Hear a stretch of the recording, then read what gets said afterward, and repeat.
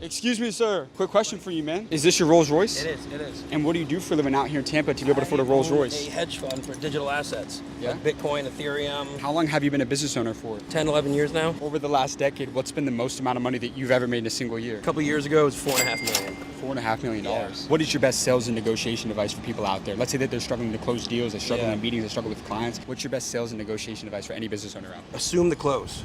Assume the close. When I'm talking to people, I'm already assuming the close. I'm talking to you like you're already my client. And one of the biggest pieces of advice I tell any of my guys is make that person laugh. If you're trying to close somebody, make that fucking person laugh. Because nobody's gonna say no to someone that they like. That's my biggest thing. If you're on a sales call, make that motherfucker laugh.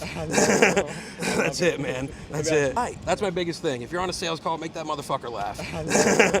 That's it, man. That's it. What was the lowest point in your career as an entrepreneur? You want to go into that?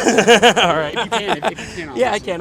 I can't say who, but it's, or what, I should say, but I was sued by a couple billion-dollar corporations, actually, for one of my companies that I own, for tortious interference of contractual relationships, ultimately. Fortunately, I won, and I had great business insurance to cover a lot of it, so that's another piece of advice. Make sure you got business insurance. Do you think everybody can be an entrepreneur? Absolutely not. No, absolutely not. This is not for the weak. It's not for the weak-hearted. It's not for the weak-minded. You know, there's going to be a lot of times where, you know, you're going to run into obstacles, and your job is to, you know, constantly fix problems.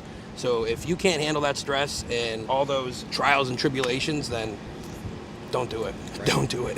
You're sitting in a lot of people's dream car right here. Yeah. This shit did not come overnight. No. How can somebody get a Rolls-Royce in today's world? Figure it the fuck out. That's it. That's all I got, man. And this is what I tell everybody. Work like a son of a bitch. This shit's not gonna be given. Reinvest the fucking money. It's not rocket science, I promise you. I'm not a fucking genius by any stretch of the means. I just had a very high level of ambition in myself and confidence in myself and work ethic in myself that made it all happen. You got amazing advice, my friend. Thank you, brother. I appreciate it, man. Have a great day, bro. Thank you, man.